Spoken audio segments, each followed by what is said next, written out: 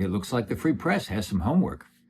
Hello and welcome back. My name is Brad Bartholomew, and this is the American Zeitgeist video book series, Chapter 3, Episode 6, Bright Lines and Big Lies. If you haven't watched our previous video, the Critical Thinking Americans quiz, please do so and share it. We believe the number one challenge facing America is not inflation or immigration or cultural wars. It's our badly divided society.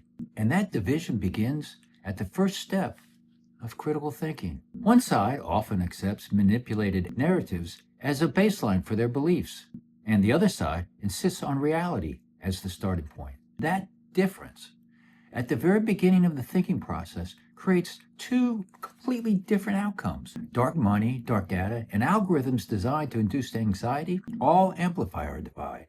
But there is an old truth, often attributed to Abraham Lincoln: a house divided against itself cannot stand. Despite anxiety-driven rhetoric and loyalty tests, there are still bright lines between right and wrong in our democratic society. Bright lines between truth and manipulation, the rule of law and intimidation, due process and mob pressure, leadership and cultism.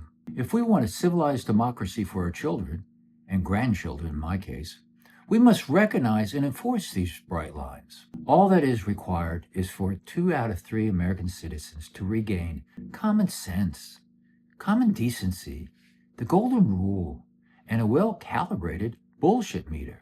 Rumor has it that Teddy will be helping us calibrate our bullshit meters. We'll see how that works out. Let's talk about current events. The Epstein files are back in the headlines. The question isn't partisan.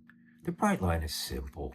Do we protect powerful insiders, or do we protect victims? Do we demand transparency and accountability, or do we cowardly remain silent? These bright lines and big lies intensely matter. Also in the news are aggressive federal enforcement actions raising serious constitutional concerns. Again, the bright line is clear. In democracy, law enforcement operates under due process and equal protection. In authoritarian systems, power is used to intimidate and silence opposition.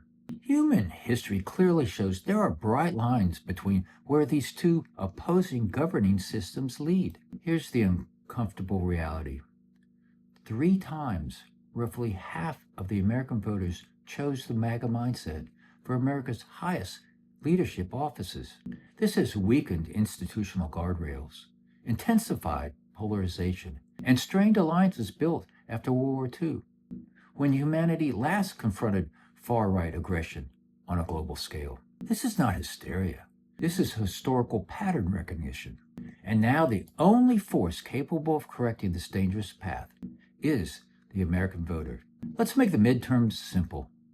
Let's make the midterm elections about one issue: surgically removing the cancerous MAGA mindset from Congress and the White House. If a majority of voters take the Critical Thinking American quiz and share it, we can simplify these elections.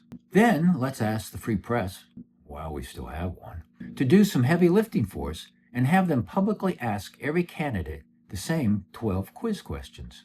With those 12 answers, or refusal to answer, the Free Press can then truthfully and accurately label all candidates as MAGA or not MAGA. Hey, it looks like the Free Press has some homework. Then, with bright lines and big lies brightly illuminated, responsible American voters can act accordingly. No massive fundraising machines required, just clarity and critical thinking. For now, safe landings, everyone.